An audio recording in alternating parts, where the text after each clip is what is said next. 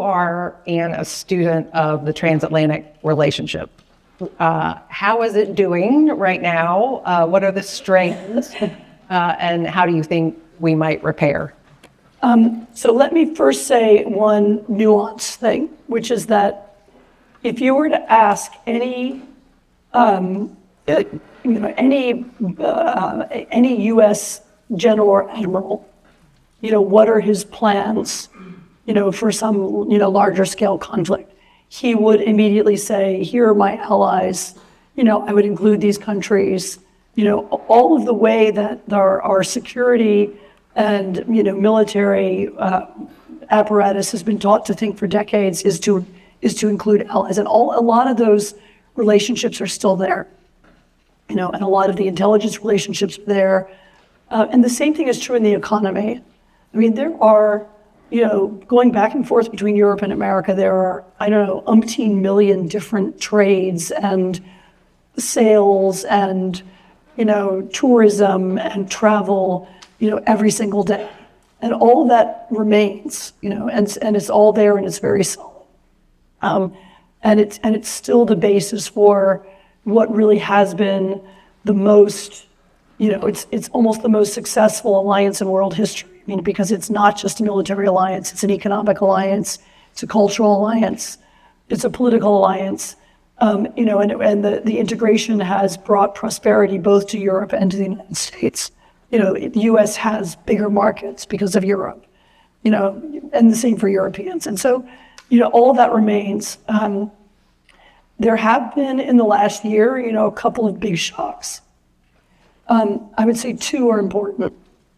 The first shock was for Europeans to learn that the U.S., the negotiators who are negotiating between Russia and Ukraine, they now describe themselves when they speak to Europeans, but also when they speak in public, as neutral. We're not taking sides.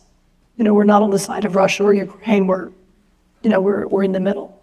And the second thing that was shocking was to learn that they were also negotiating business deals with Russia. And this is also public. I mean, this has been described in the Wall Street Journal and the Financial Times. Steve Witkoff has talked a little bit about it in public as well. And there are more, when the leaders meet, off the record, they also make it clear, that yes, we're having these conversations. And that's created a different dynamic. So the U.S. is actually negotiating new business deals with Russia while Russia is still seeking to destroy the Ukrainian, electricity system, and while they're still killing Ukrainians, and while they still pose this huge daily threat to Europeans. And this is another thing a lot of Americans don't know. So obviously the war in Ukraine, is an ongoing crisis, but there's also ongoing campaign of Russian sabotage across Europe. Bombs and some cyber stuff, and there was, train track blew up in Poland a few weeks ago.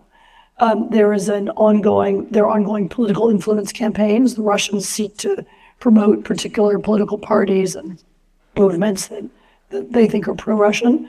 And there's a kind of non-stop cyber war, which, we're engaged in that too.